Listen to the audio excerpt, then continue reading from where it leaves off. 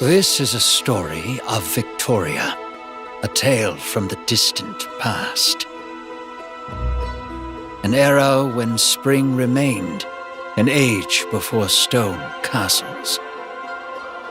A time when a girl made friends with two crimson dragons.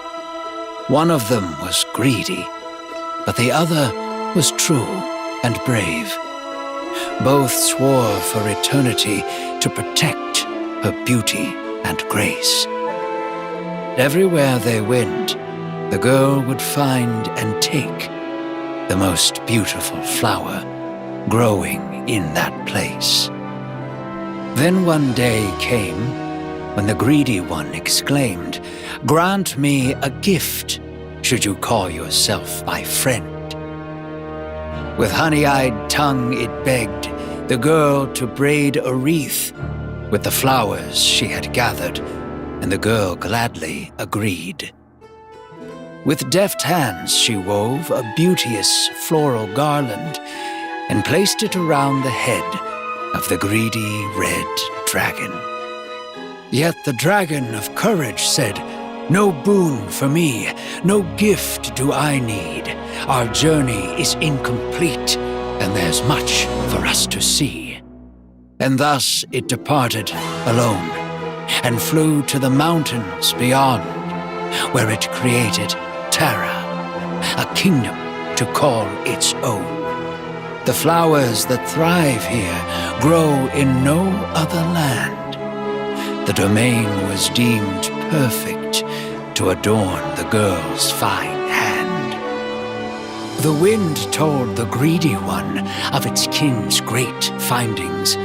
Speedily it flew towards Terra with the girl upon its wings. And the greedy drake was awed, dazzled by the native bloom. "Resplendent shall be our crown when we take that flower from you."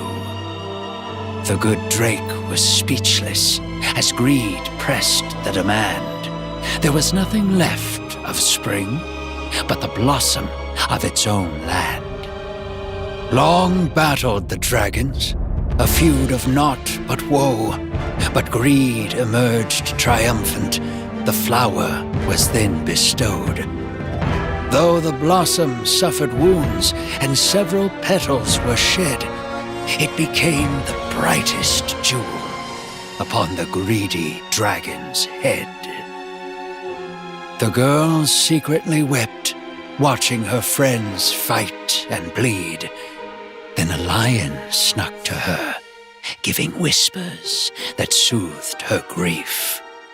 And the lion told the girl that it had a very large pride, who would swear to protect her and vow to stay by her side.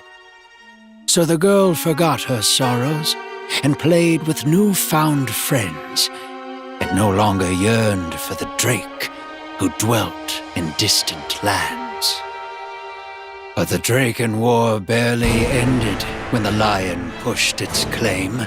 It seized the girl and roared, "Put the crown upon my mane!" The good drake had not healed, but valiantly it challenged the threat. Not for the crown it fought and killed, but the oaths it swore to kept. But the pride was ready for war and spilled the dragon's blood.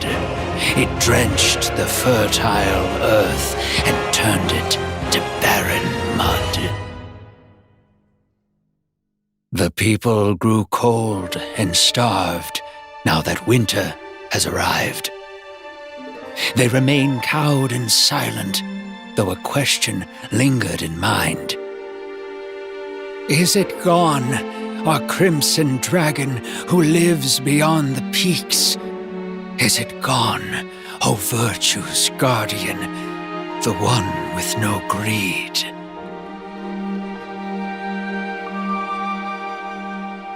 Are you listening, Lakshini? Can you and will you answer that question for us?